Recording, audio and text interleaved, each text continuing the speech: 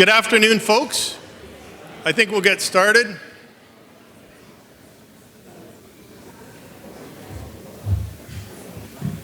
Wow, I didn't think I had to yell. Thank you all for being here. It's great to see so many people in the room. Welcome to the 2015 Fiat Lux Address. I'd also like to welcome those who are joining us on the World Wide Web, as I think they call it. Welcome to a number of folks that are here from our external community, board members, senators, etc. It's great to have you here as well. Welcome to 2015-16 academic year. To our new faculty and staff, it's great to have you here at the University of Lethbridge. Welcome to our University of Lethbridge family. To those of you who are returning for another year, and I won't say another year, just another year, we're pleased to have you back and pleased to have you continuing to contribute to the University of Lethbridge and to help our university truly shine.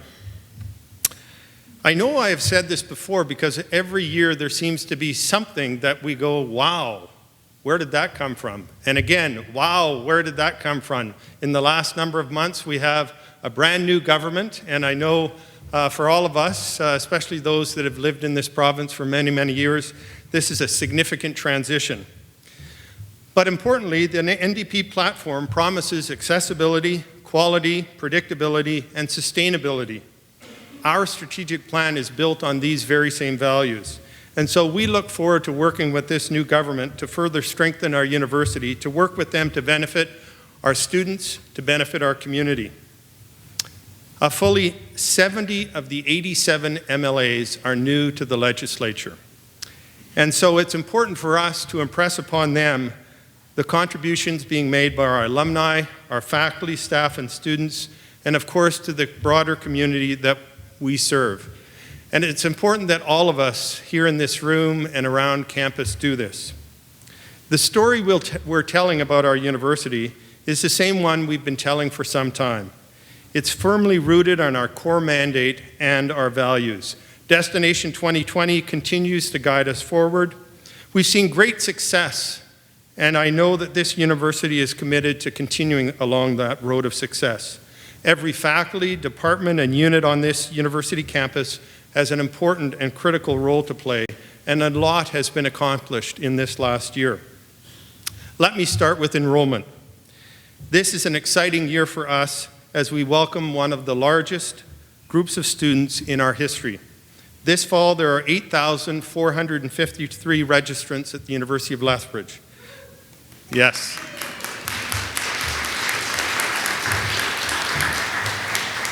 This is a 2.8% increase from fall 2014, and it's in fact 1.3% higher than the target we set for ourselves last year. It's an absolutely incredible achievement, and thank you to all that have contributed to this. Last fall, we reported a decline of 2% of students compared to 2013. So that was a very different year, and we had reason to be concerned, especially given our transitions with our Edmonton campus. But in the face of this difficult situation, our campus community pulled together, and I'd like to again thank everyone for the contributions you've made towards achieving what a wonderful set of numbers we have this year. On the undergraduate side, our new high school registrants are up over 18% from last year. This is a staggering number.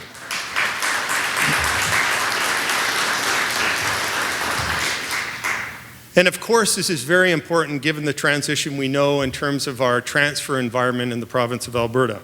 And while we, of course, celebrate these achievements, we must also recognize that this represents a very different student population that is emerging on our campus, a population of many, many high school students. It's a great change. It's one we've been trying to achieve, but because of this change, it requires all of our support. As you all know, the transition from high school to the post-secondary setting takes some adjustment. Any of those that have had our own kids go through that adjustment know exactly what it feels like. I'd like to applaud the efforts of many student services teams, counselors, health center physicians and staff, advisors, residence assistants, caretakers, and many other faculty of staff that contribute to the transition of these young people to our campus. Your hard work is paying off because our persistent rates are also increasing. The overall retention rate at the U of L is up 1.9%, an almost unheard of stat for a university of our type. This is a fantastic result, and it's a result because of all the work that you folks have been doing. The programs and initiatives that you have put in place provide students at the U of L with insight, knowledge, skills, and experience necessary to be successful throughout their academic and their professional careers. Another way we know to enhance retention is through student residences. For this reason, we are targeting 20% of our Lethbridge student population to live on campus. Right now, we're about 13%. So we're short about 530 beds, which means we have some work to do. And in fact, we would love to see the day that we have 1,000 beds on this campus, meeting the needs of all those first-year students and beyond that want to live on campus. So we've set a significant goal for ourselves. We also hosted a very successful new student orientation this year. I'd like to commend all those who are involved in NSO. More than 2,000 students and families registered to attend this year's welcome, the largest group ever by far. The formal commencement ceremony, introduced last year, kicked off 2 days of activities that included everything from an introduction to liberal education to a campus-wide scavenger hunt. Another significant group of new students have joined our university by starting their classes on the Calgary campus. Targeting primarily adult learners taking classes in evenings and on the weekends, more than 2/3 of these students are working full-time. This has created an experience that did not exist 20 years ago, and it's meeting the needs of some very important people in Calgary. This fall, Calgary boasts a 2.6% increase in enrollment, or 795 students. Working with our Campus Alberta South partners, we continue to offer laddering opportunities with Bow Valley College, Olds College, and Athabasca University. In addition to what the Bachelor of Management has offered for a number of years, the Faculty of Fine Arts has hired a full-time instructor and now offers a new media minor in Calgary. We had 2 very successful sections of Education 2500 offered in Calgary this summer. And we have 3 master's students who are working out of our Calgary campus. So we have many activities that are emerging in Calgary, and there are other faculty initiatives that are being considered, which we're very excited about. It's really essential that we continue to evolve as a comprehensive university. This course is predicated on our success in attracting and retaining graduate students. We have offered graduate programming for over 30 years, but in the last number of years, our shared commitment to graduate students has become much more focused. Our continued success as a comprehensive university and our success with research and creative activity is predicated on graduate opportunities. To accomplish this, we must be actively seeking within all of our academic program areas across our campus to create new graduate program opportunities. I'd like to acknowledge all those who have worked very hard over the last year to see the success of a number of initiatives that we've introduced in previous Fiat Lux addresses. Let me talk about a few of them. Liberal education revitalization. General Faculty's Council approved the implementation of a proposal for the integrated and collaborative liberal education revitalization strategy in December. After lots of chatter about GLERS, we have moved away from GLERS and are now talking about liberal education as a foundation. And importantly, beyond that, we have agreed that by May 1st, 2016, liberal education will be inclusive of all faculties, which is a very, very important initiative. I'd like to once again thank the LibEd revitalization team for their hard work. I'd also like to commend them for their foresight in creating the new Friends of Liberal Education Fund at the University of Lethbridge. A significant gift to this fund has already been made, which will help students and the Liberal Education Initiative. I encourage everyone to learn more about this fund. Members of the committee have also been working very closely with faculty and advisory councils, as well as administrative units, to help them understand their role in the Liberal Education Initiative. And in addition, and I'm really excited about this activity, we've introduced this fall Liberal Education 1000, a dual credit course being offered at Lethbridge Collegiate Institute. This, along with one other dual credit course, represents a really exciting new initiative for the University of Lethbridge, and we are the first Carey institution in the province to take on the initiative of dual credit, which I think is going to stand us in great stead. Another group that has been busy this past year is the Aboriginal Education Committee. Last December, the interim First Nations, Métis, and Inuit gathering space at the Patterson Centre was opened and gifted a name by Elder Wilton Goodstriker. The centre's name is Akeskini, named after Dr. Leroy Littlebear. This is a Blackfoot name for lowhorn. It speaks the stance of a charging buffalo, its head down and horns low to the ground. Elders Andy Blackwater and Bruce Wolfchild explained that education is the new buffalo and deeply valued and the way to the future, making this name highly appropriate. In 2014-15, we also had a wonderful donation from an anonymous donor to expand our Aboriginal student orientation program. These new funds enabled additional fall orientations for our FNMI students, increased involvement by elders in our Native Awareness Week, and introduced for the first time at convocation a celebration and round dance for graduating FNMI students.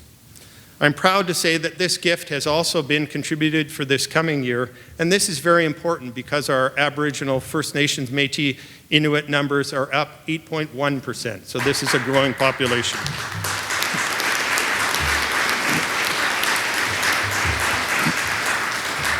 It's also important for me to let you know that the work of the Truth and Reconciliation Commission of Canada is being considered here at the University of Lethbridge. We have started to consider the implications of the report by reviewing our existing activities in relation to its recommendations and begin planning for long-term support related to these recommendations. Thank you to the group that has begun this work. On the international front, last fall I mentioned work was underway regarding the restructuring of international activities at the University of Lethbridge. Since then, a new department and an international advisory committee has been created, and an internationalization strategy developed with 4 primary areas of excellence being developed. Those areas are international strategic enrollment management, international partnerships and student mobility, international research and faculty engagement, and internationalization at home. These priority areas have helped guide our international enrollment targets, define primary recruitment areas, and opportunities for intercultural and language exchanges. It also has resulted in new partnerships, new exchange relationships.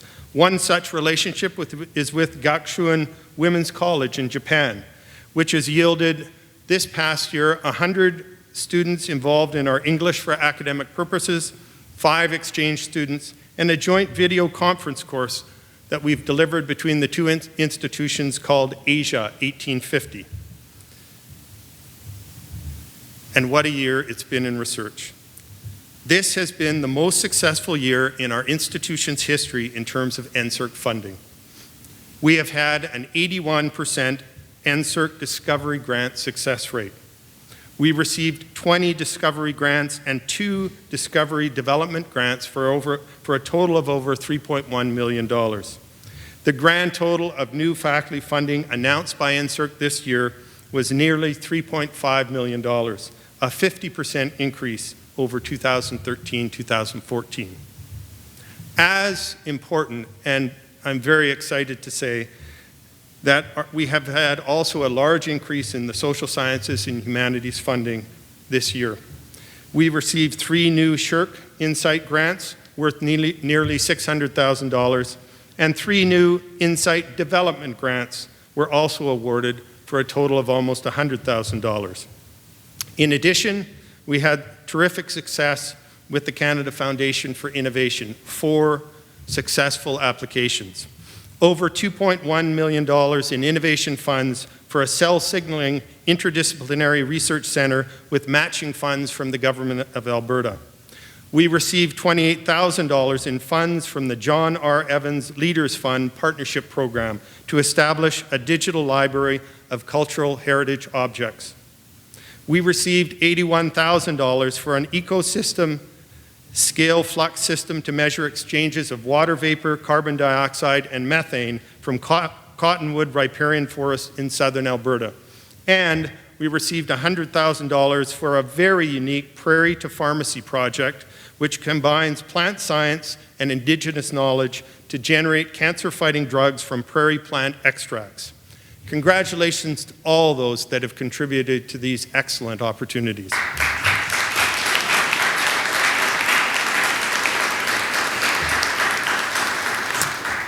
Thank you for clapping. My throat was getting a little dry. The University of Lethbridge also received more than 3/4 of the 2014-15 major grant and leverage funding awarded by the Alberta Gambling Institute, $520,000. In addition, Western Economic Diversification awarded the University of Lethbridge over $1.1 million for SynBridge, a new synthetic biology makerspace. This award enables the development of intellectual property and increases student startup opportunities, and will result in opportunities for revenue generation through partnerships with industry. SynBridge is one of 2 examples of the makerspace created as part of the new Agility Program and Innovation launched by the Office of the Vice President Research. Agility allows students to gain practical experience with innovation and entrepreneurship through academic programming and access to makerspace and business accelerators in the coming years. Another exciting announcement on the research front is the appointment of Dr. Erasmus O'Kine, Vice President Research. Dr. O'Kine joins us from the University of Alberta. We won't hold that against him, where he was the Associate Vice President Research and Associate Vice President Academic. We're very pleased to have him join our leadership team and our broader university community.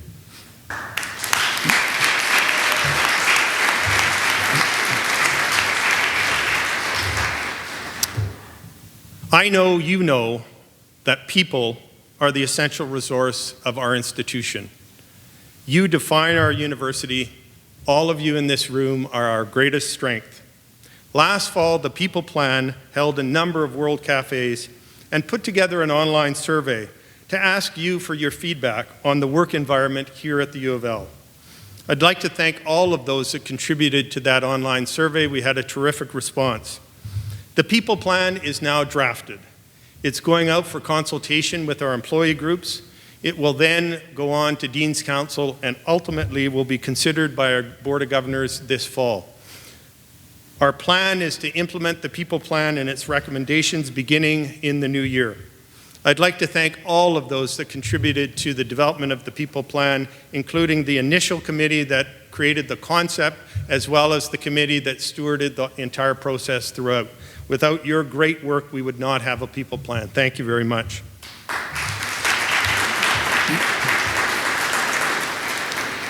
So what about the year ahead? What does it look like? Well, for me personally, I ask, what do I need to do? What do I need to accomplish as I embark on my second term as president? When I look ahead, I feel very confident with the plans we have made, a path defined by Destination 2020 and the strategic directions we've outlined. We will excel as a comprehensive university. We will inspire and support student potential. We will promote access to quality, affordable, post-secondary education.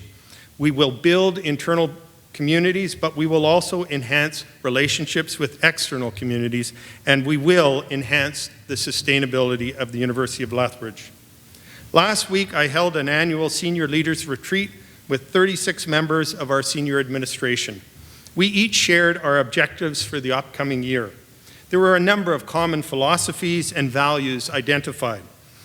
We are working to consolidate these ideas, and we'll send them out to the campus community when they're refined. But in a nutshell, here are some of the common themes. We all recognize the importance of achieving the vision and direction of the strategic plan, and that we must undertake deliberate and strategic approaches to ensure we achieve the aspirations.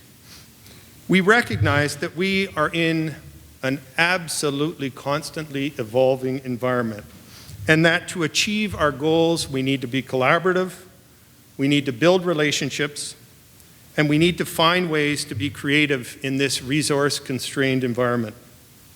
We know we must strive for effective communication across our campuses, be supportive and respectful of our very diverse environment, and that we need to elevate our priorities, and we truly need to push the boundaries.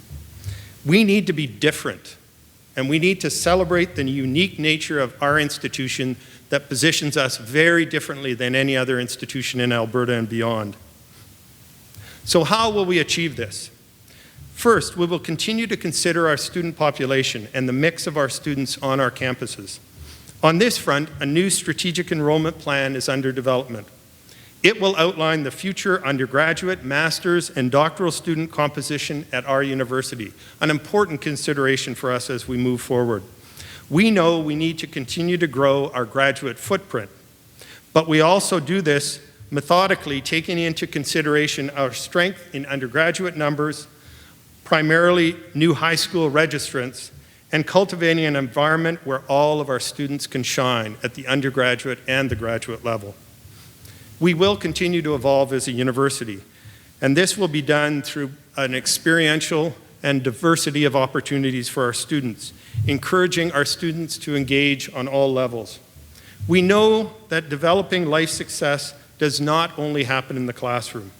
Our recent comprehensive review of athletics and sport and recreation programming at the U of L has provided strong suggestions as to our path forward in this area.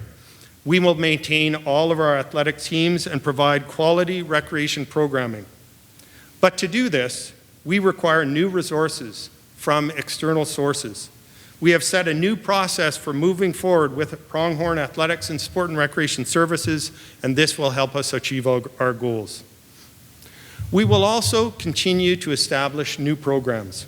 Several new programs were introduced this past year, and it's been illustrated that they are extremely successful. Therapeutic Recreation, Masters of Nursing, and Pre-Engineering were all full this fall. The interest in engineering within the local community and the community of professional engineers has been so overwhelming that discussions regarding the introduction of a new engineering program here at the University of Lethbridge are underway, and we are considering this as an opportunity to expand our professional footprint. And our PhD offerings continue to gain us national attention, and we will continue to focus in this area. The Faculty of Education is excited to admit their first doctoral students in July of 2016. We will advance the 50 by 50 Research Chairs program.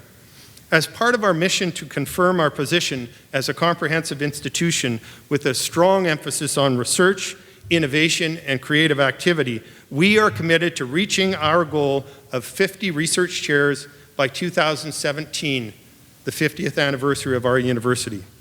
Research chairs provide a wonderful opportunity to expand the scholarship here on our campus by attracting and retaining accomplished faculty in diverse and strategic areas of focus. We will ensure that our path forward from a research perspective is well set for the next 50 years. Currently, the University of Lethbridge is home to 42 research chairs, including 28 sponsored by external funding agencies and 14 Board of Governors research chairs. So we have a challenge ahead. We have 8 more that we have to achieve within the next year and a half, or a little more. I should say 2 years, and I'll feel a little more confident. But this is a challenge that we will undertake, and I'm comfortable we will achieve. The other thing that we've done this year is we have transitioned our Board of Governors chair guidelines to have both Tier 1 and Tier 2 research chairs, recognizing that it's critically important that we support both established as well as emerging research leaders. We will also grow our presence both in programming and research in agriculture and agribusiness. As the most significant industry in our own backyard, we must actively seek partnerships and meet the needs of our community. In partnership with Lethbridge College, we will advance the establishment of the leadership of the Centre for Agricultural Research and Agribusiness Innovation. We will also promote and encourage tri-council and other research opportunities to ensure that we continue to grow as an institution. And we will continue our planning for the destination project. As we completed the schematic design and entered into design development over the summer, we are now in the very enviable position of having a shovel-ready project, ready for funding from the province of Alberta. With the change in government, however, we spent considerable time educating new elected officials and new members of the civil service about the importance and necessity of this project. Despite this being the third, fourth, or fifth time we've had to do this, we continue to recognize this as being a critical activity that we undertake. And we were very pleased to be able to take our minister through the labs just 2 weeks ago. And I was pleased to hear the first words out of her mouth that these labs reminded her of her high school labs in the early 1970s. So I think we convinced her. Our thanks to members of the steering committee and the technical committee who have spent endless hours working with our architects and technical consultants to ensure this project meets the academic community and student needs for years to come.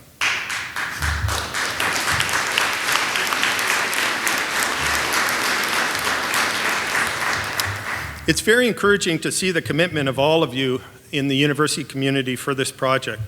As encouraging is the amount of very vocal and tangible support we're receiving from the broader Southern Alberta community, including our mayor who declared this the most important project in the city of Lethbridge 2 weeks ago, our Chamber of Commerce, Economic Development Lethbridge, and the K-12 system. This collective voice is being heard by government, and we're hopeful they will respond accordingly. We have been successful in positioning the destination project as an important piece of community infrastructure that will provide incredible enabling opportunities for Lethbridge and Southern Alberta. From the beginning, the destination project has been more than just about a new science building. As important is the revitalization of University Hall and the planning for the repurposing of CCBN and Hepler Hall. While our efforts, of course, will remain focused on bringing the new building to fruition, we must now turn our attention to Destination Phase 2. How can we revitalize University Hall so that it's an enabler for our colleagues in the social sciences, humanities, and fine arts? How do we create a supportive environment for transdisciplinary research and community connection, as we are doing in our planning for the science and academic building? How will we ensure this iconic Arthur Erickson building serves the needs of this university and Southern Albertans long into the future? These are issues we will begin to address this year. We will build on the recent success of our SSHRC researchers and build on that momentum to work with our colleagues to see the future of Destination 2. All of this means that we need some things to occur. We need resources. It's essential to ensure sustainable and predictable operating funding for the University of Lethbridge in the years to come. The province has indicated that they will undertake a review of the Alberta post-secondary funding. This is an opportunity for us to correct historical inequities that have disadvantaged the U of L. And in conversations with our new MLAs, I've found them very, very receptive to this as an important direction for the U of L. The last few years have been especially challenging in regards to our budgeting. And I'd like to thank all of you, in particular those in financial services and financial planning, and those on the Budget Advisory Committee, all of those that have contributed to the very difficult and challenging decision-making process related to budgeting. I'd like to thank all of you for your tenacity and creative thinking in helping us navigate through these challenging times.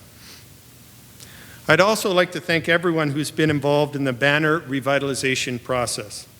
This is a major restructuring of how our university does business, and it will require many changes in our business practices. There is no unit on this campus not affected by this banner revitalization, and I'd like to applaud all of the great work that has gone into helping this happen. We need to ensure the destination project remains a key infrastructure project for the province. In essence, Much of my time needs to be spent on external advocacy to ensure the necessary environment to make our initiatives, including the Destination Project, successful. I need to work with donors, all levels of government, external agencies like Universities Canada, and funding agencies to help us achieve our institutional goals. 2 weeks ago, I was able to share our story of the importance of our university and other regional universities like ours with over 40 federal deputy ministers and senior leaders of federal departments, including the Tri-Councils, at a series of meetings in Ottawa. With the presidents of 2 other like-sized universities, we impressed on this group the impact of mid-sized universities on our communities and, by extension, on Canada as a whole. Our message was heard and well received by this audience. We can now continue a national dialogue on how bigger isn't necessarily better. It is for this reason, the need to advocate forcefully beyond the confines of our university, that I recently solidified and better defined the position of provost under Dr. Haken's leadership. I'd like to thank Andy for taking on this expanded role, and I'd also like to thank all of my executive team for their leadership and support over my first 5 years as university president.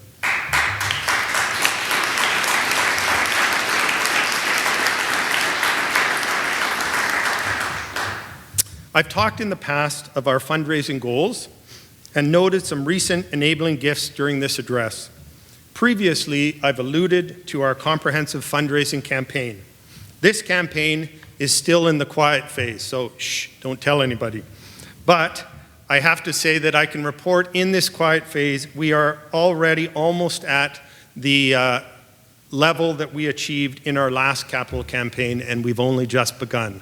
So we have great opportunities as we move forward to introduce our capital campaign, hopefully during our 2017 50th anniversary.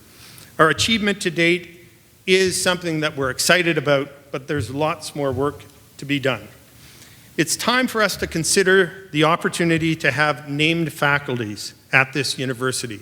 It's time to consider endowed chairs and professorships, enhanced research partnerships, and of course, enhanced support for students. While I recognize that going down some of these paths may cause uncertainty for some, I have to express how I believe philanthropy and research partnerships are a significant opportunity for our university. We have grown to recognize and now benefit from the valuable opportunities that relationships have created through true philanthropy, a willingness to give, and in doing so, nourish, care for, develop, and enhance with no expectation for return. We see how a donor can achieve their personal goals and how faculty and students of the university can achieve their similar goals through philanthropy. A wonderful short story is a recent gift of $100,000 for the Center for Oral History and Traditions. While the donor wished to remain anonymous, their motivation was to help capture the stories of Southern Alberta. The faculty of the center made a very compelling case. I told them they're all now fundraisers. And as a result of this gift, they will be allowed to achieve their early goals that they've set for themselves in creating this new center. A wonderful opportunity. We have been successful in fundraising, but there is, as I said, much more work to do. We must properly and effectively thank those who give gifts to the university and keep them apprised of how we are using their gifts in support of students, programs, infrastructure, and research. I recently had the tremendous pleasure of delivering a handwritten note to one of our donors in Calgary. The reaction of this 99-year-old woman reading this handwritten note from one of our graduate students, thanking her for her contribution, says it all about how we connect with donors. All of us have an opportunity to steward the University of Lethbridge. All of us have the opportunity to build on the capacity that we have. I am spending a tremendous amount of time, and will do so in the future, working with our alumni and our donor community. As satisfying as it is to see the excitement of our donors, it's equally satisfying to see the opportunities that these donations contribute for our faculty and our students. I'd like to thank our deans and the many faculty members who are actively engaging with our donors. I'd like to thank the staff in University Advancement who have made great strides in helping us move forward. I would also like to thank, importantly, those donors who believe in the University of Lethbridge and our people, and believe so firmly that what we are doing is important that they pledge their personal financial support to help us achieve our goals. As I said earlier, people are the essential resource of our institution. All of you in this room define our university, and all of you are our greatest strength. Never, never underestimate the value you bring to this university. We create paths for young people to shine, and in doing so, we are proving that together we can shine more brightly as a university. I thank you for your ongoing commitment to the University of Lethbridge. I'm humbled by all the work you do on a daily basis, and I look forward to working with you over the next 5 years. Thank you very much.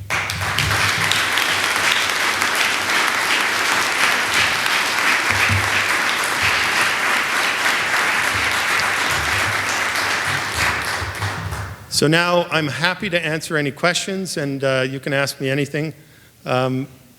The one thing I would say, because we have people on watching on the net, and I think last year we had well over a few hundred, if you would like to ask a question, I'd appreciate it if you came up to the mic. So, questions?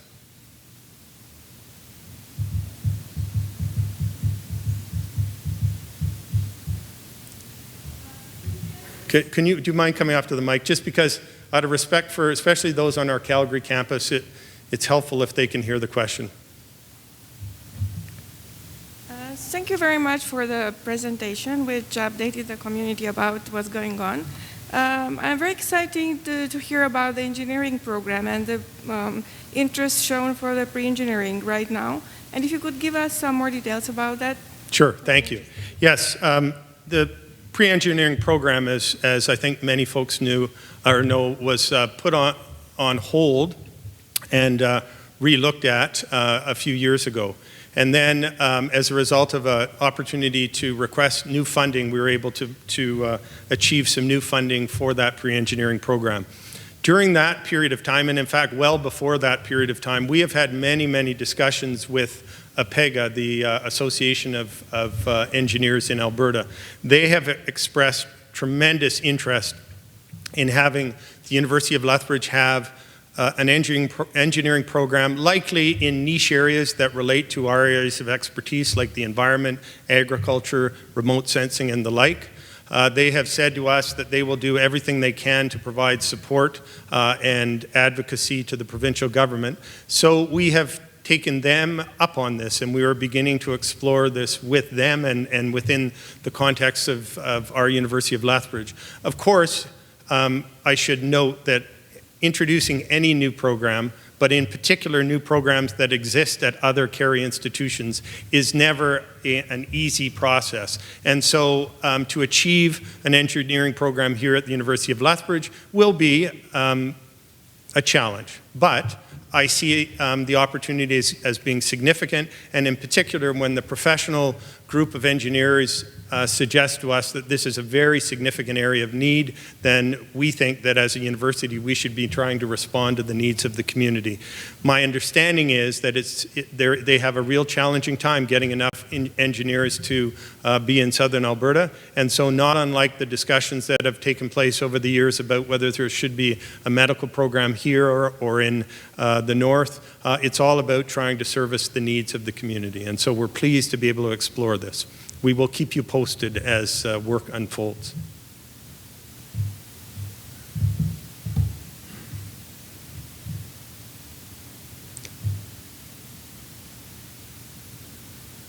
I always expect a question from Knut, so this is good. You must have done a really good job, otherwise there would have been more questions. Either that or you scared people off. Yeah, well, I know I have a scary face, so I'm very pleased to hear you talk about in a world where growth for the sake of growth seems to be a good buzzword.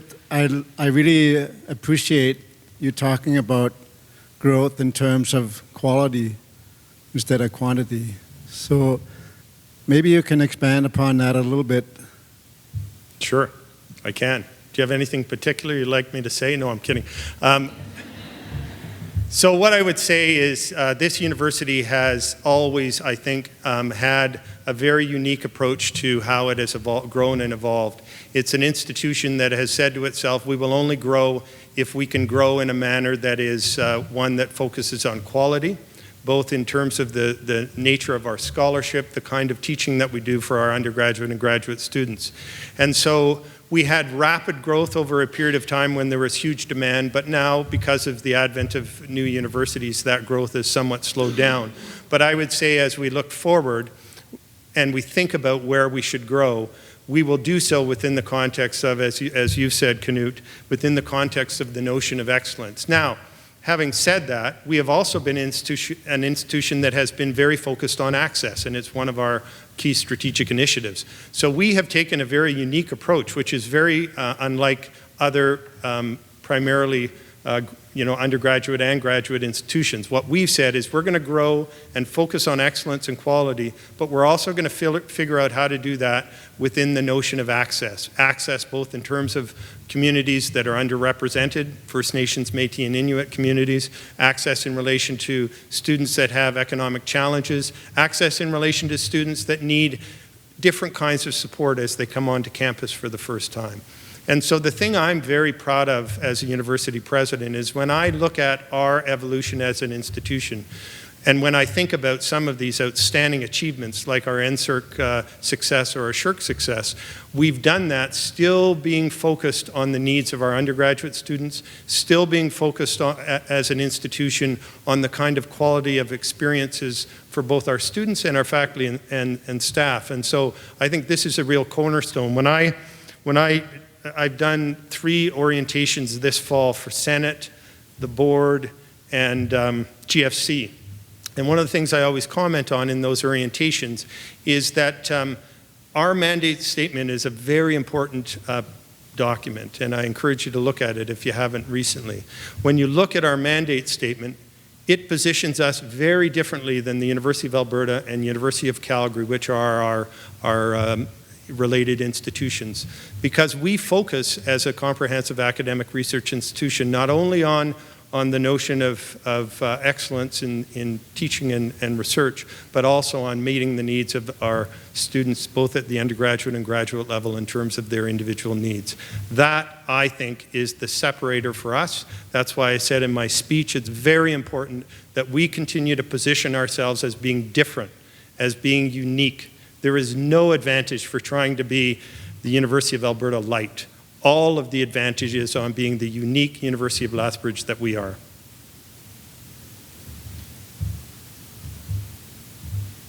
I think I see a question coming up from the back.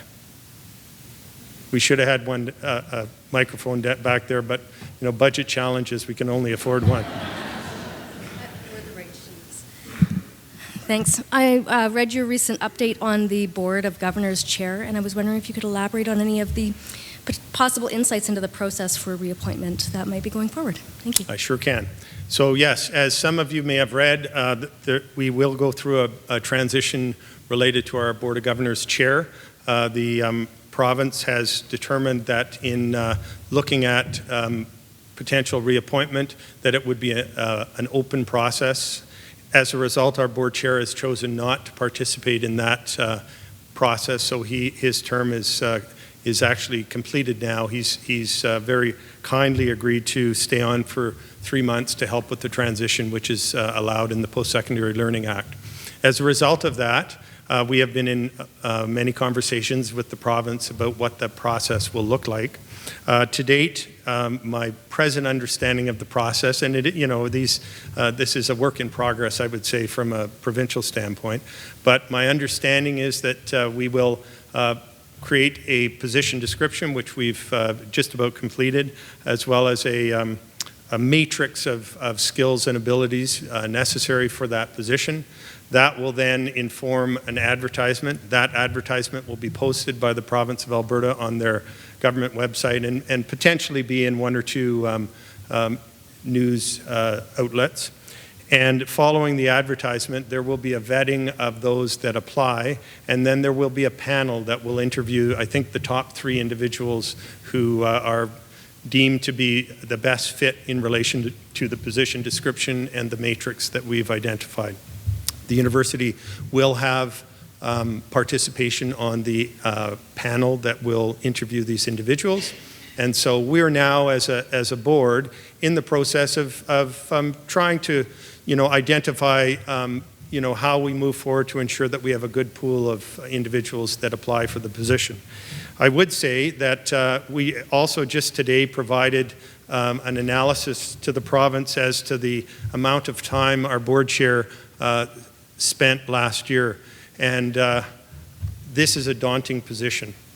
This is a very, very heavy position in terms of the amount of time required for the individual to engage as the board chair, to effectively engage in the board chair.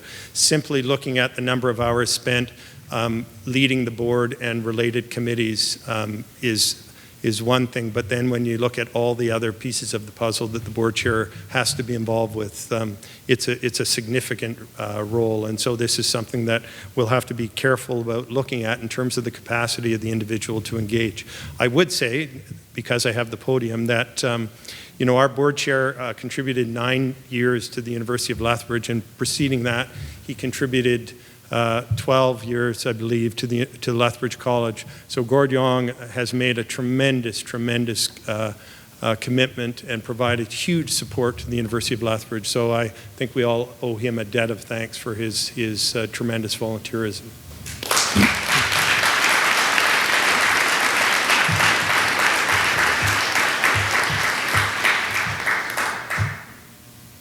And he's not even my boss anymore, really, so I didn't have to say that. Are there any other questions? Here's one. Thanks, Mike. So, engineering programs are known as some of the most expensive programs one can mount.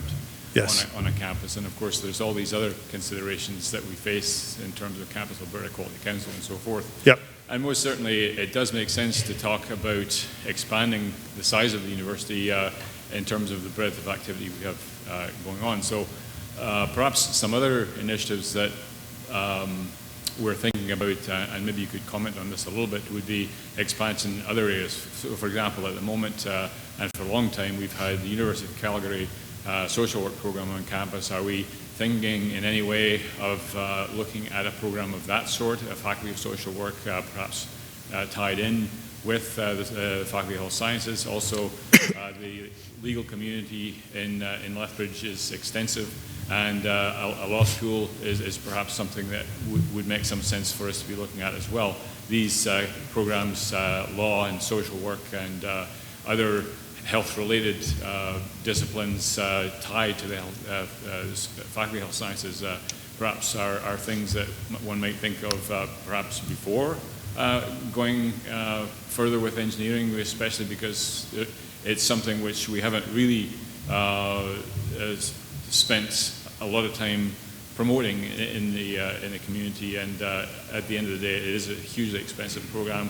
There are 2 engineering faculties, colleges in the province already, and even that alone is going to be something of a challenge for us to overcome. So maybe comment on perhaps some other professional programs that would make sense for us, given where we have come from and where we're going in terms of things that we might be looking at. Thanks. Sure, thank you. Yes, you're right. An engineering program is an expensive endeavor, and of course would never be introduced if it were not for new resources to the University of Lethbridge. So this is one area that we've looked at, and as I said, in particular because of the demand that has been positioned to us for a number of years from the professional engineers. The other program areas that you identify, law, social work, and others that we've looked at, including related health professions, are definitely programs that we're looking at. And I think this university will grow potentially, or I should say primarily, through the introduction of new graduate programs as well as the introduction of new professional programs. And so part of, I mean, it's a bit of an iterative process that you go through as a result of engagement with communities. And I would say that the legal profession has equally provided a lot of encouragement for us to look at a law faculty, and certainly I think that's one that has some potential.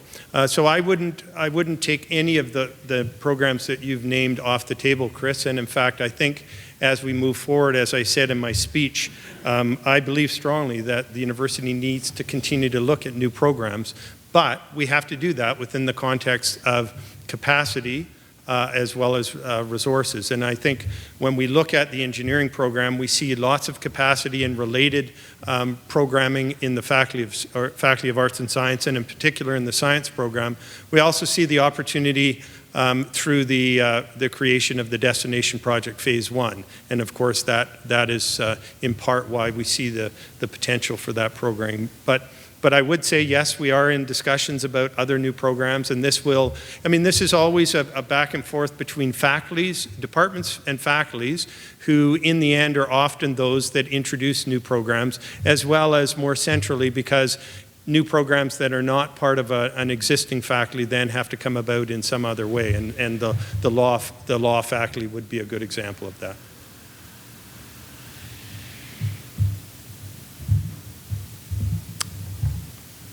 Well, you're keeping me from a glass of red wine, so just kidding. So are there any, well, not really actually. Are there any other questions from anyone? Well, let me finish off then by saying, just reiterating how important it is to have a university community like yourselves. Over the last 5 years, I have come to know many, many people in this room, and I've come to understand the level of commitment all of you have to both your craft as faculty members, as people working in different units, as members of our staff, but beyond that, and importantly, and very uniquely, I would say, for this institution, your commitment to the broader institution, the University of Lethbridge. So I have drunk the Kool-Aid, and I'm part of you, and I'm very excited to continue to be part of you for the next 5 years. So thank you very much.